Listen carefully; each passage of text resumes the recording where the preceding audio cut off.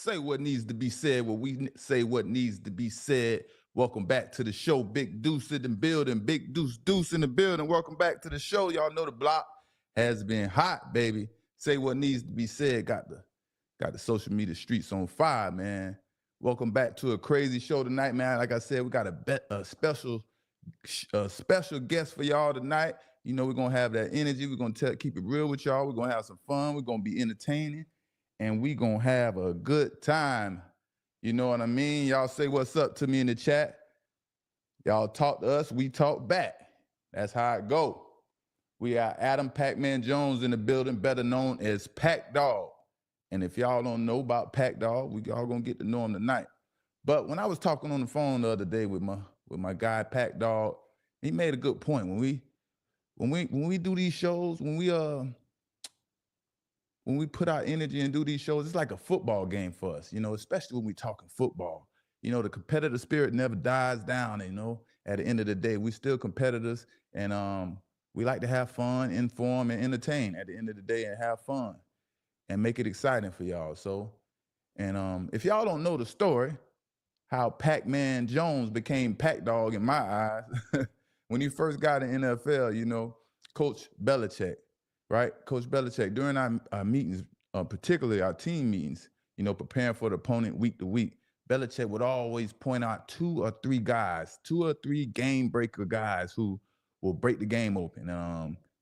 He would point out to us that we must stop them, and he would drive this point into our head. If we don't stop them, we will not get the victory. These are keys to victory. And it was our first time facing Pac-Man Jones, and Belichick took the floor in front of the team, said, "Okay, you fuckers, you little fuckers, watch out. Let me tell you about Pac Dog. Pac Dog, you better watch out. Pac Dog will break the game open from anywhere. I'm just telling you, if you don't know where he's at all times, I'm telling you, we'll freaking pay for it." So that's how I remember him as a Pac Dog all the time. So we had that little joke, you know, when we vibe and see each other, you know what I mean? So we're gonna keep this thing going, and let's bring them on. Let's bring them on here. Y'all know I gotta get my shit together over here. I'm trying, y'all. I'm trying to get my banner.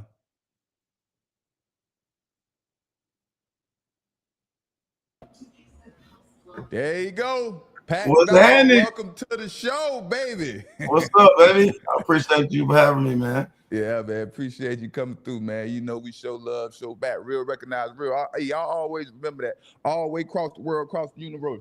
Fake attracts fake, and What? real attracts real. That's What? how it go, you know what I mean? So Yes, shout out sir. to my dog, Pac-Man in the building, man. Y'all say what's up to me in the chat.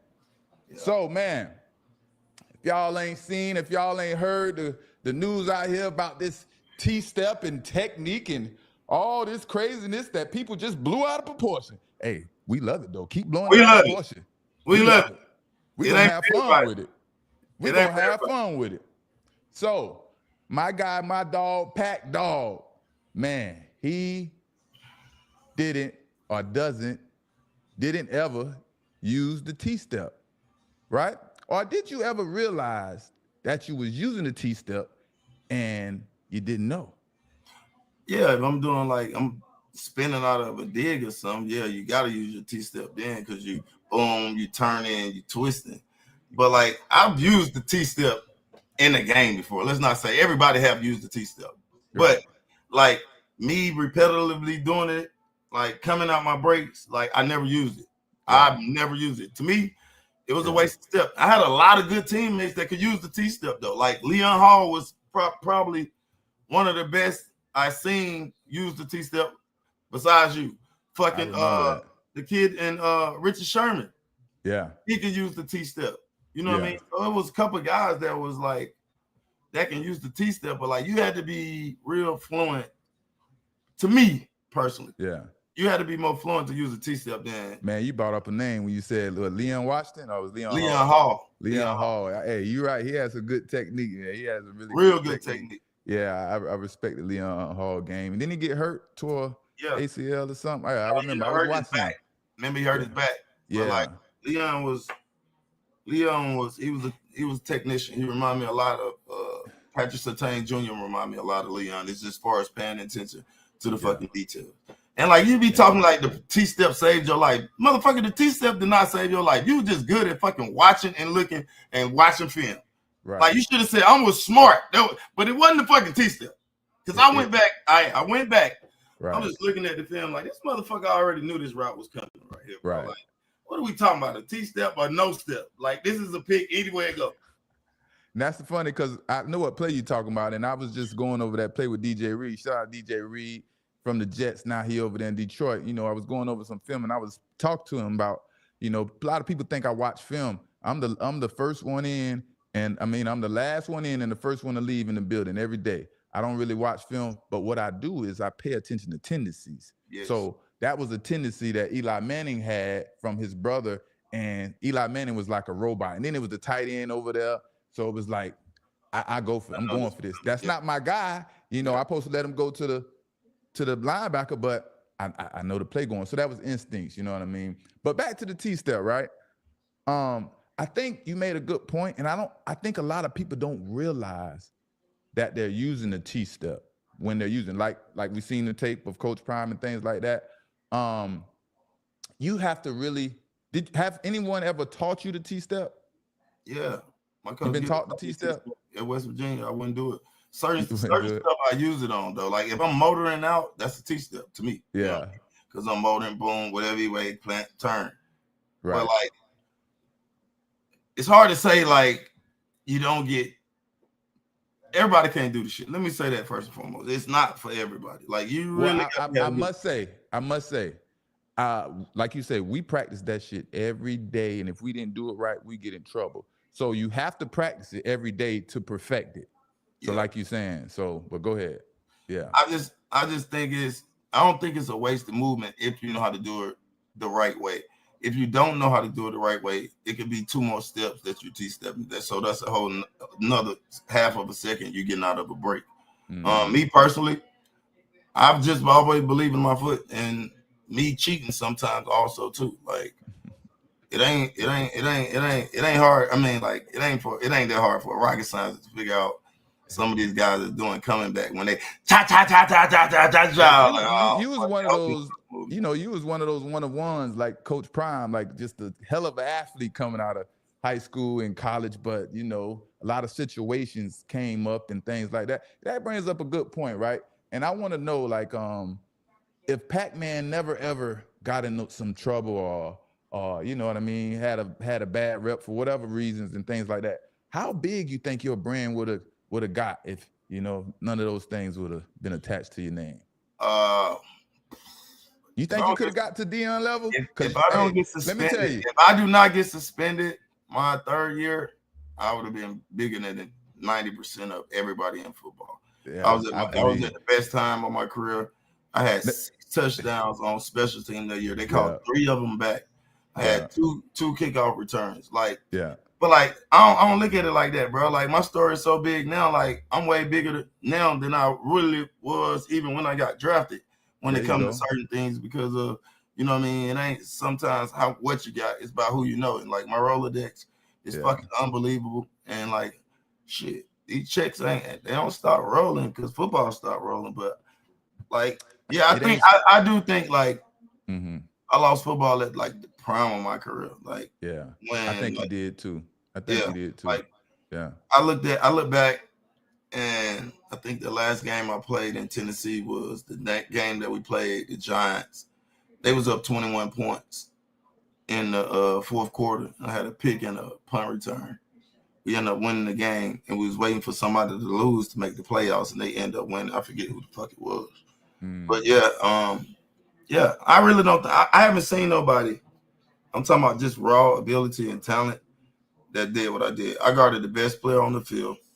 Then I would go back and catch punts and kick returns. And I got 6-7 plays on offense. So like, I'm covering like 3 fucking positions. And like, that's the whole thing when you was talking about your thing at Deion, to me, is like, yeah, you was a great corner. You shut your side of the field down. No disrespect on that. But when you got a motherfucker that's covering 3 roster spots, they're way more valuable than you. Sure. For sure. Here, point blank. And that's gonna look like that to the owners, to the coaches, to the motherfuckers that's in the stands, and hopefully everybody else who understand what the fuck is going on. But that wasn't the question in the debate. That you're was 100% sounded right. like that was debate. You're 100% right. Everybody gonna take the debate to how they wanted to, but yeah, that wasn't a debate. That wasn't a debate. But you brought up a point, and I bring up that point about your brand and stuff like that because, man, I see the Gucci Man situation going on, and I'm like, man, I was around Gucci Man. I had no clue this was going on, but I seen Cam Newton speak, and he was like, man, Pac-Man was so big. Wow, I wanted to be like him. I wanted to be bigger than him. And I'm like, man, the legend of this guy is really not exposed enough and understood how. I remember how big time you was, cause me. You like remember me? Hold on, I seen you a couple times now. I know. Hey, I see. We had some good times, man. Yeah, you know we be outside now. We be outside no on the doubt. Bet on that. Yeah. Hey, we gonna pray for our brother Pac-Man in this because I think I crossed on to the other side. We gonna try to get him to come on and cross over to the peaceful side with me a little bit. I'm on the peaceful side, bro. Like, nah, bro, you be ready to crash out. Soon as they be like, Pat, what, nigga, what? Hey, man, you better just keep your head on the swivel out here. People don't give a fuck about nobody. Hey, you gotta stay dangerous. I have my dad killed in front of me, so I'm always like, what's that? Who that? What? Huh? Yeah. But like, I'm in a better place now, though. You gotta stay dangerous out here, man. Better place now.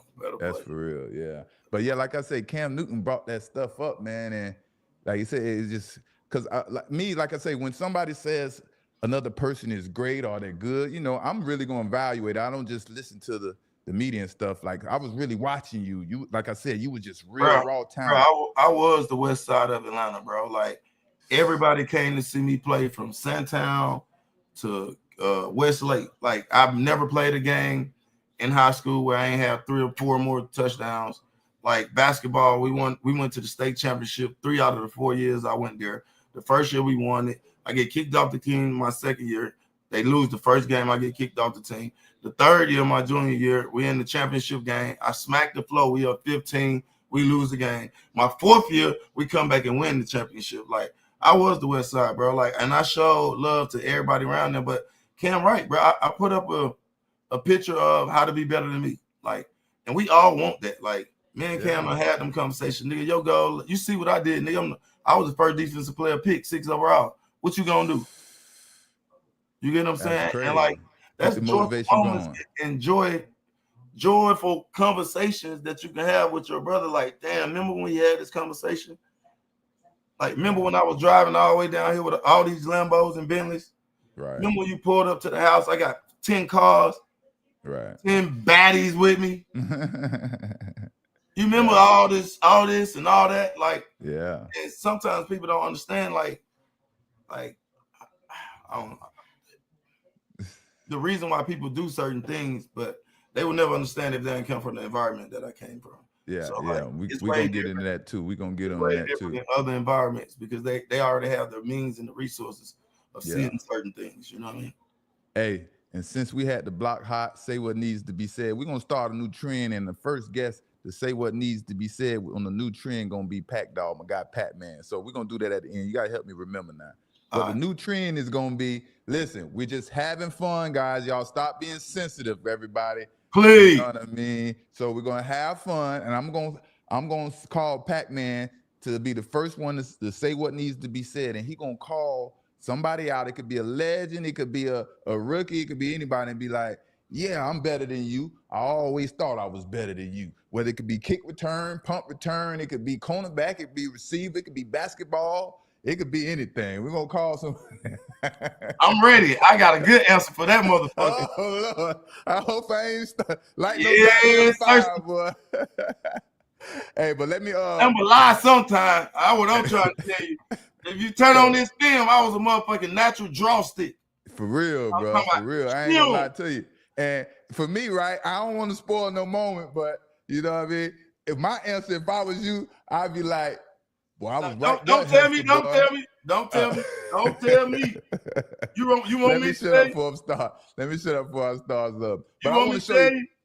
No. We're gonna get to it. We're gonna get to it. I want to show you this tweet first. I want to show you this tweet from one of our fellow cornerbacks, Aqib Talib, and I want to get your opinion on it because this whole Dion and Asante thing got everybody in the uproar and all type of stuff. So I want you to check out this tweet and see what you say. It say the days of a DB getting 50 INTs are over. Quarterbacks and OCs are too good now. DBs will not play 15 plus years anymore. Today's receivers are too fast. New interception numbers for a great defensive back career is 35 interceptions. Talib 35, Sherman 41, Pat P 37, Reeves 32, Gilmore 34, Cromartie 34, and DRC 33. I don't know about the years part, but I think he was high as hell when he said that, and that's my boy. But like the year, motherfuckers playing, Slay still playing.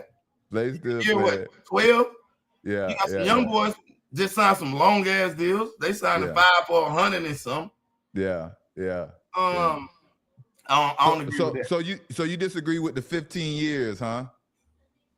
Or you disagree with the interceptions too, to a certain extent. You know what I mean? Right. Only thing different now, bro. When we played, they had to go a longer way, and that might be the difference as far as the interception wise. Because if you kick the ball like the fucking back of the end zone, you had the 35. You reckon 2 first down, shit, they got points. Right. The way these fucking kickers kicking the ball down. But it's so many different perspectives, and I only look at these things like like that's what Talib is our boy. You know what I mean? We fuck with him and shit like that. But we got to keep it real. I always look at these things like they're excuses. You understand what I'm saying? Because of whatever reason, And first off, right? Like I played in that era, right? I played in the same era as these boys and things like that, right? And he kind of does have a point at 35, right?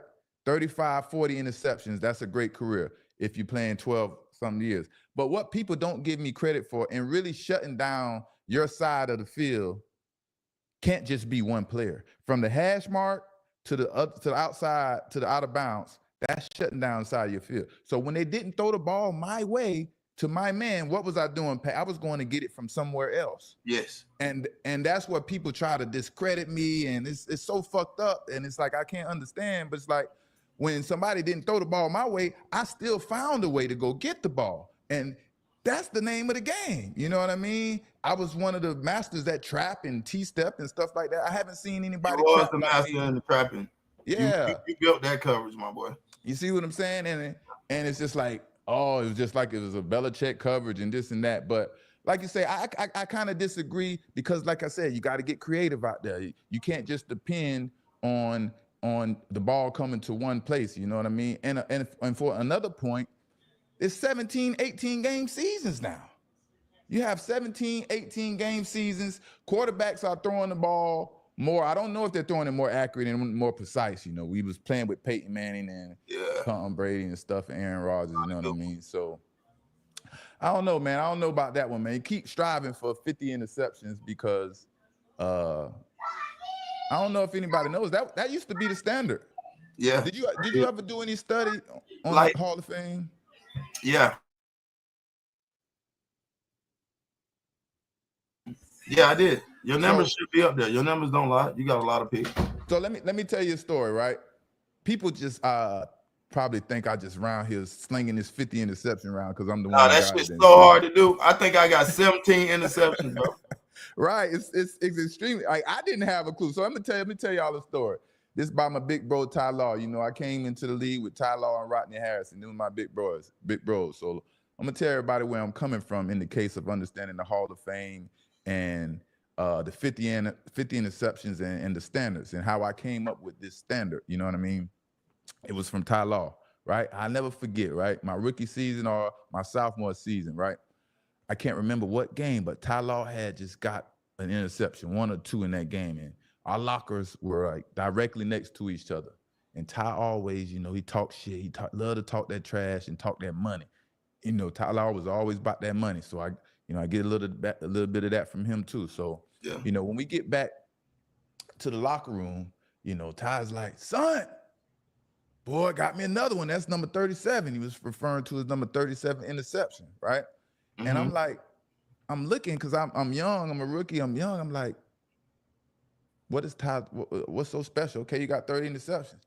And he looked at me. He was like, man, 37. What that is? That's 13 more away from 50. You know what 50 means? 50 means Hall of Fame, man. That's a big deal. You get 50 interceptions, you get to the Hall of Fame. And then I didn't think of it at anything like back then because I was a rookie. Of course, I'm like 50 interceptions, not me. Of course, like whoa, like you know what I mean. So, but me and my bros, about the next couple years, 3 years, we go do our research, right? That's what you do. You do your history so you can learn, right? So I do my research, and pretty much everybody that's in the Hall of Fame before for the newcomers come in the Hall of Fame have 50 interceptions. It was only like Mike Haynes and like one more person had like 46 and 47 or 44. So that's where I come up with the 50 number in the Hall of Fame because I thought, and what I was taught, it was a standard. Champ Bailey, Charles Woodson, all these people making it to the Hall of Fame, they got 50 interceptions. So if y'all don't understand, that's where I come from, man. Shout out to my big bro, Ty Law, 50 interception. He's one of those people in that category. He's a Hall of Famer. Salute. So salute to Big Ty Law, man. Big Ty Law. So we're going to get in. What you got? All those numbers are crazy, though. Like 50 interceptions should get in, period, point blank. And then, you know what the argument is? They're going to be like, all right, let's look at the whole dialogue of it. How many tackles? How many of this? How many PVUs? How many touchdowns? And that's what I'm saying. They can't. That's why they won't talk about me because I really dominated every category. If you go look at Pro Football Wiki, like I could send you a text right now, you'll be like, "Dang, son, I had no clue about this." Matter of fact, I'm gonna send it to you. It's just like they chose not to promote me because the only one ain't on there with 50 interceptions. I already did my research. Yeah, but it's like they chose not to promote me because I guess I was a 4th round pick. Now you know what I mean and shit like that. But it's all love. It's all good. It's all. What round was Revis? He's a 1st rounder. So instantly, that's the business model. The 1st rounders are the ones that's supposed to go, and we're gonna give you all the pub and all that good stuff. You know what I mean? You think that's what it is? What you think? I studied it. That's what it is. Only reason Richard Sherman got the pub he gets because there's 2 things. He started his first couple years and started off hot. He had like 8 interceptions his first 2 years, first 2 seasons, and then he started, talking that trash, talking that junk. Then everybody, the tension became on him and things like that. So. That's what it's about, man. It's about creating that persona, and it's kind of crazy because I grew up with Tupac. I keep telling y'all that. All I want is fuck them. I'm a simple man. You feel me? But hey, let's get into some Bengals, man. The Bengals, man. The Bengals. Yo, Bengals, right? Our Bengals. Chad Johnson Bengals. The Bengals have plenty of draft needs, right? I'm talking about. Not that many. You don't think so? The line is set. The wide receiver core is set. We can use another late round running back. The quarterback is definitely fucking set. The tight end is set. We got a decent. The offensive line. We gotta get the defensive end. I mean, the defensive line straight. The defensive line. Like we're getting straight there. We added a lot of little. I ain't gonna say cheap, but intermediate prices that guys that understand like full speed every fucking time. Right. Definitely need another linebacker. I'm just going to politely disagree with you and say the line is set. The line is not set. I think they're a little tore up if you don't recognize. They got a little moving pieces. But we got some pieces coming in. You ain't seen it? No, not yet. I'm hoping that's going to be a part of y'all draft plans. We ain't drafting no fucking y'all best. You crazy as hell if you think we drafting linemen. y'all can't keep drafting skilled players, bro. We got to get some core. We need a defensive line, and we need that safety from South Carolina. Okay, so tell me, goddammit, because Trey Hendrickson is the only one that could give y'all the pass rush right now. Ain't no linebackers, only like what the guy name is. You don't got like one linebacker that's good there. So what is the Bengals going to do with the 17th pick? Are they going offensive line, linebacker, safety?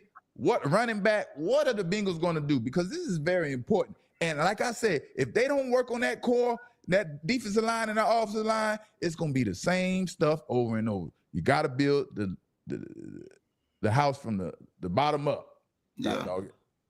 I don't know. Like it depends on who's there. That's first and foremost. First and foremost, yeah.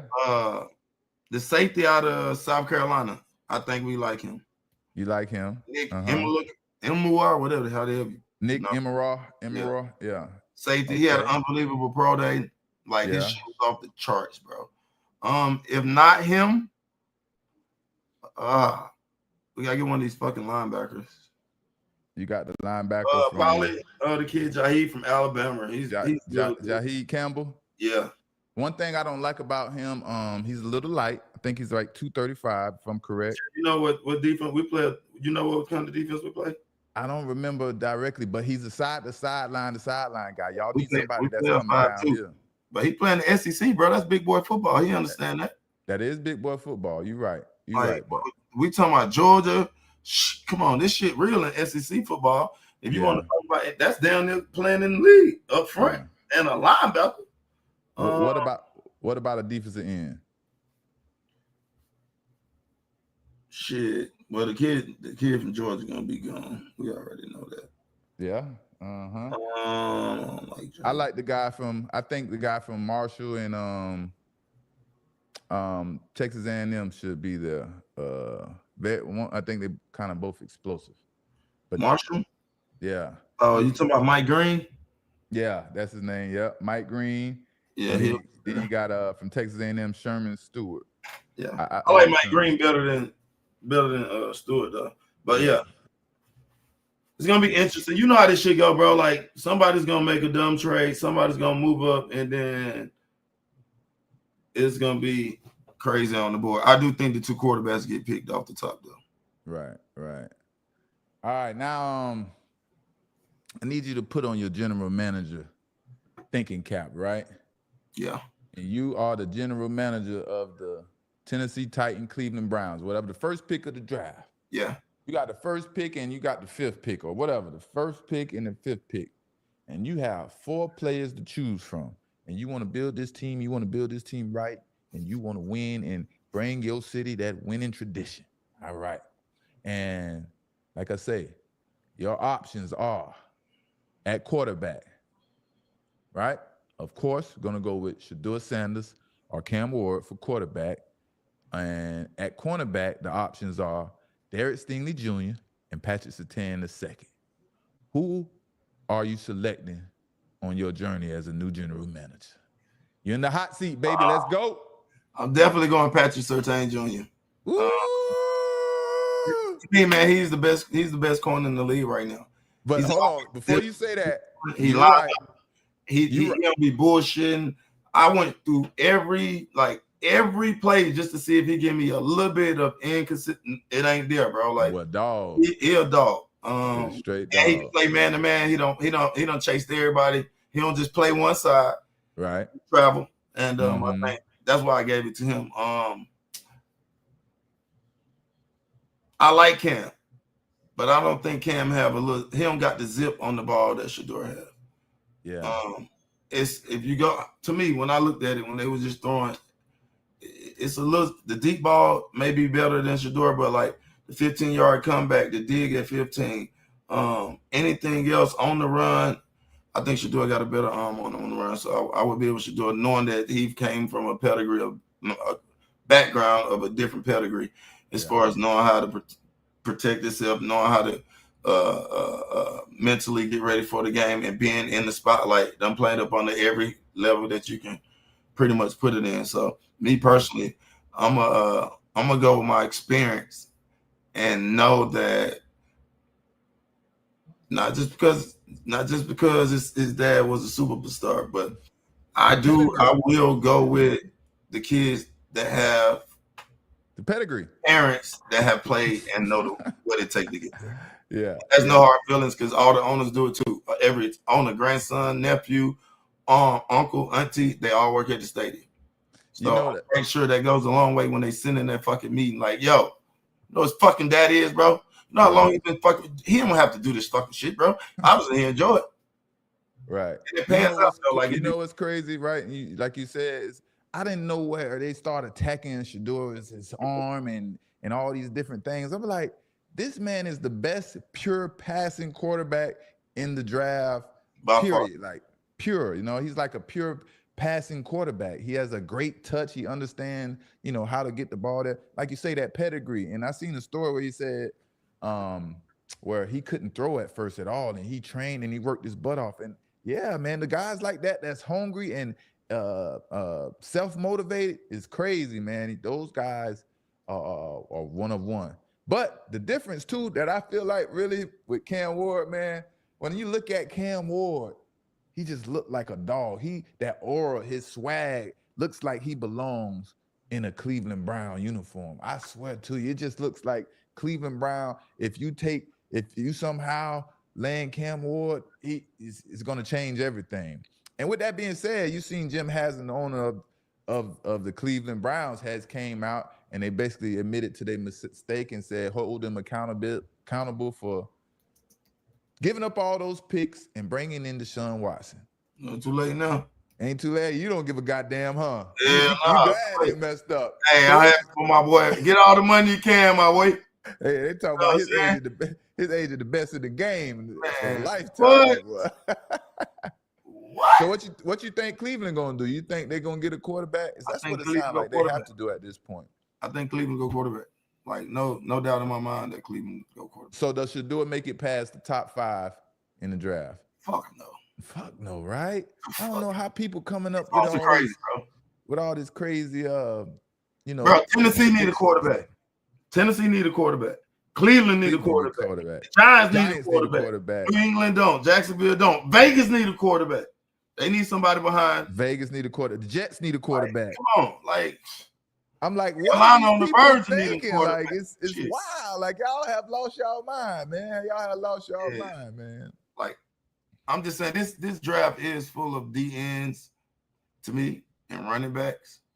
Yeah. But like, when you look at the teams that's in the top 5, that like, if you don't pick a quarterback, and if 2 quarterbacks not in the top 5, one of those GMs are getting fucking fired. Yeah, it's like, what are you doing? Like, who are you going to depend on? Like, like you got a guy that just tore his Achilles, and I don't even know what he got, 2 more years on the deal, 3.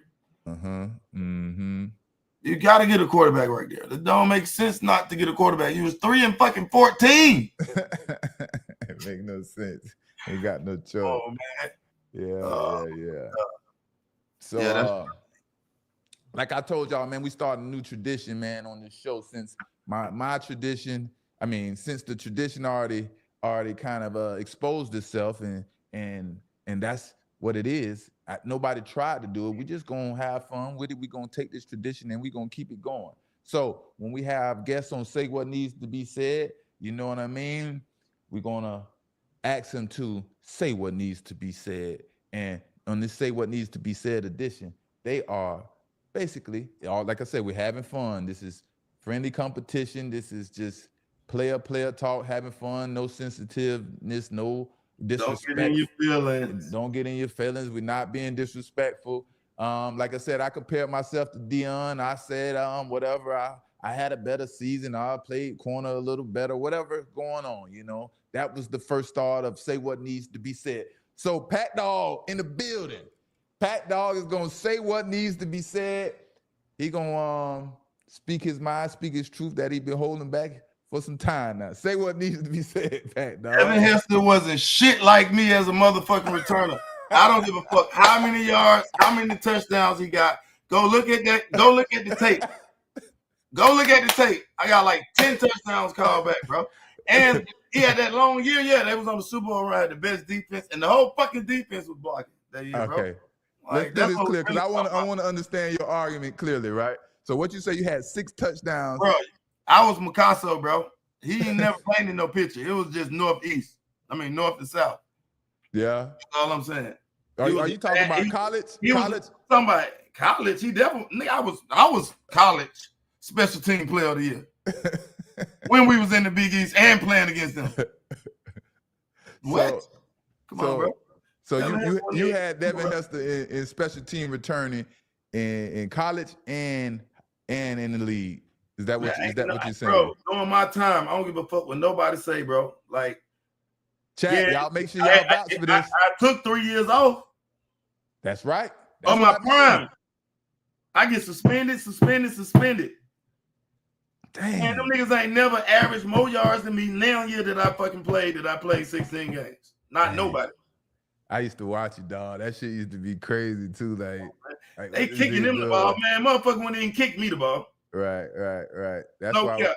That's why Coach Belichick used to talk about Come you on, like man. You can that. ask. I bet you if you ask every 32 coaches that done played against me, was their game plan to kick me the fucking ball? Right. Not now one of them. Right. That's And if real. you do, That's I'm gonna real. show your ass what's gonna happen. I'm gonna wheel the field position every time of the game if you kick me the fucking ball. Hey, Pac Dog. Hey, what you say? You missed 3 years? That's Yeah. what I mean, man. The legend of Pac Dog, man. We missed it, man. You know, he And couldn't broke keep my himself neck. out of trouble. Broke my neck and what was that? I was in Dallas. 09, broke my neck, set out again. Broke my neck. The next year, when I was with the Bengals, I had 3 touchdowns. Scored a touchdown in Atlanta. Cover 2, just go up the tap a nigga, and I fall out paralyzed. That year, boom, had to sit out the rest of that year. Came back. After that, I played half of the season. I came back to Seattle game, broke a motherfucking punt for 80 and pulled my hamstring. Was out the like the last 4 or 5 weeks. The next year, I went all pro and pro bowl on corner and motherfucking special teams. Then the next year, I went only on special teams. And that was goddamn 30. And then you got suspended. Or that was after you got suspended. That was all that was after. That was after you got suspended. Yeah. Okay. Yeah. Come on, bro. Ain't nobody, man. Kick me the ball and see what happens. Yeah, you was crazy with it, dog. You was crazy with it, man. You gotta post some of them reels, man. You gotta when you turn on the film. When you turn on the film.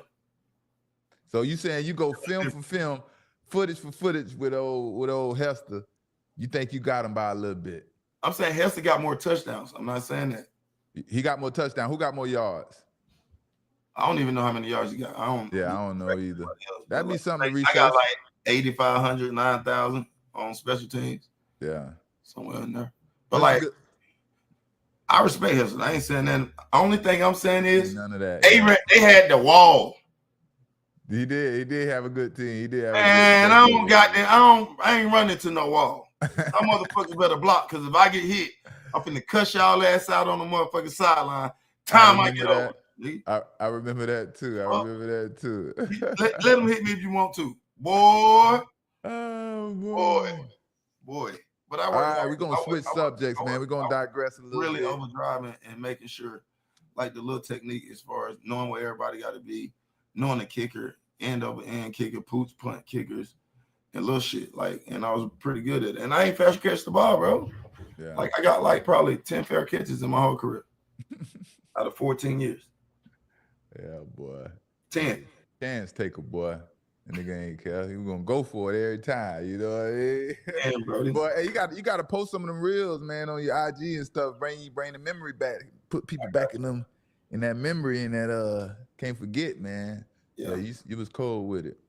But I was talking to PacMan and didn't understand a few things. So we gonna like we said, we kind of grew up in the neighborhood, and we only attracted to one environment because that's all we know. And we're gonna talk about having white friends and different type of races in your life. You know, not just your same race that you're around your whole life and things like that. And for me, you know, it was kind of hard for me to establish friendships from a different color, right, or a different race. And we blame, and I blame my circumstances.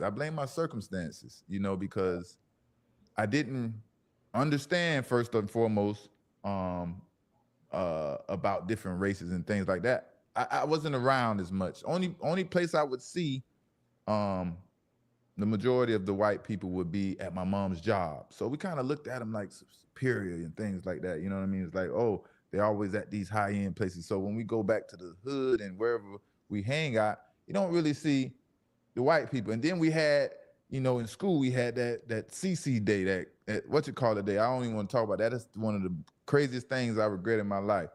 But to this day, right, I'm disappointed in myself, and I regret not having. I don't want to say I don't have any, but having a lot or more Caucasian friends. You know what I mean? And I was talking to Pac Dog. He was like, yeah, man, one of my best friends is such and such. And I'm like, wow, yeah, we went to West Virginia. And he was breaking it down.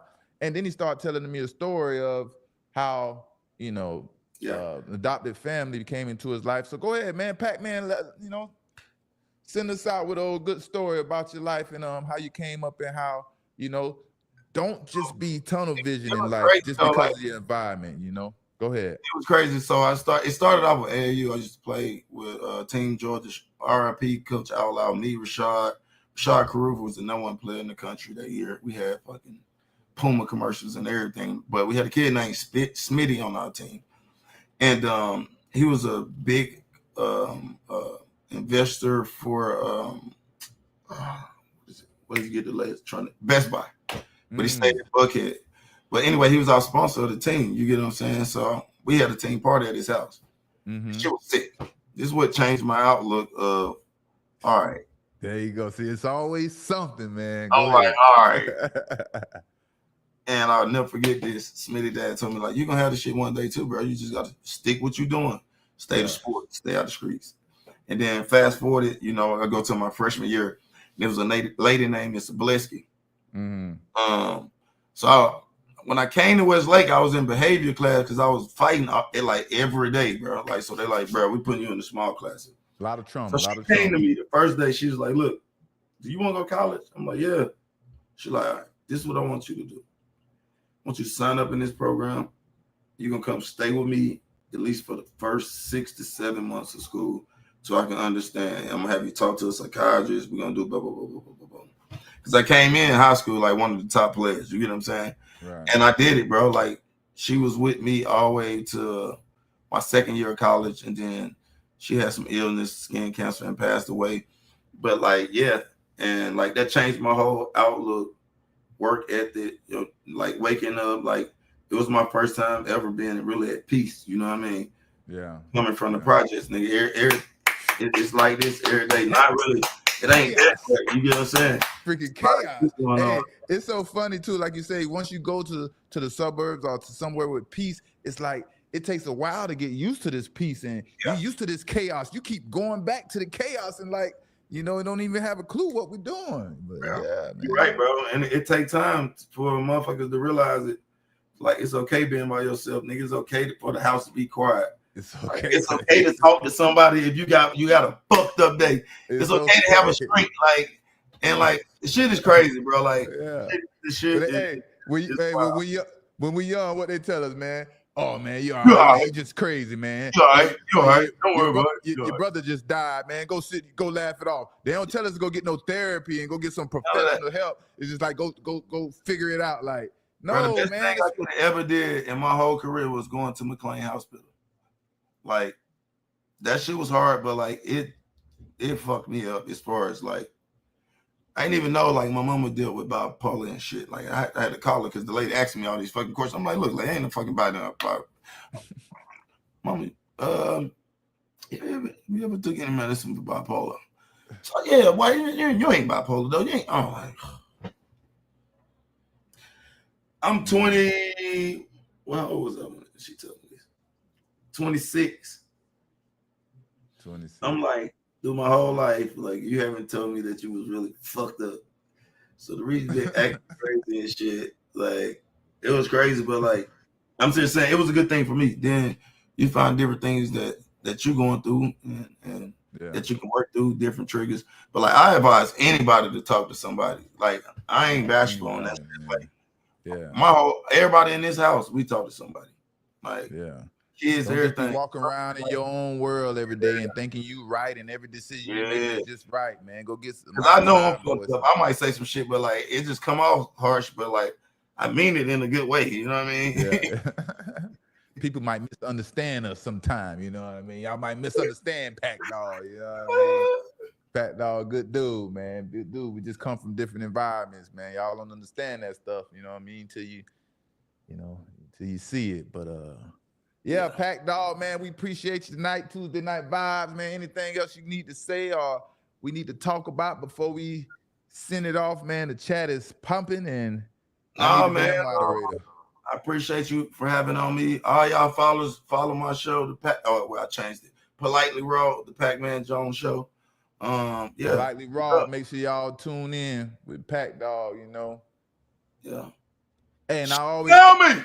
I always got to give. See, that's one thing about me and all these other haters out here. I give flowers. Whether I talk shit or not, I still talk shit about you and still give you flowers. Like, you know what I mean? So I gave him his flowers without even saying flowers about his athletic ability and punt return and stuff like that.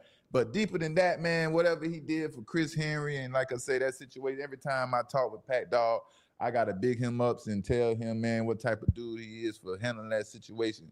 Real ones do real things. Ain't too many people would have handled that, man. I almost think want to be crying every time I talk about that stuff, because that's some deep stuff, man. You can't see, you don't really, you don't think about how many people will bring your kids in and raise them like they're your own, man. And when some tragic happens in life. So salute the Pac-Man always. Rest in peace, Chris Henry, and shout out to the boys. Hope everybody doing good on your side. My dog, Pat Dog. Shout out to WVU. We're going to be good this year. Hey, do y'all got UCF on the schedule? You might have to run that up, boy. Of course we play y'all in the same division, but like y'all have a chance in hell of winning this year. Okay, we make sure we talk when that come back up and we figure this out, how much we're gonna pay. I don't bet that big money like y'all. I get a little 1,000 or something, a little 500. More money than everybody. Don't let him fool y'all. All right, Pat Dog. Appreciate you, brother. Love, bro. Next time. Love. We out.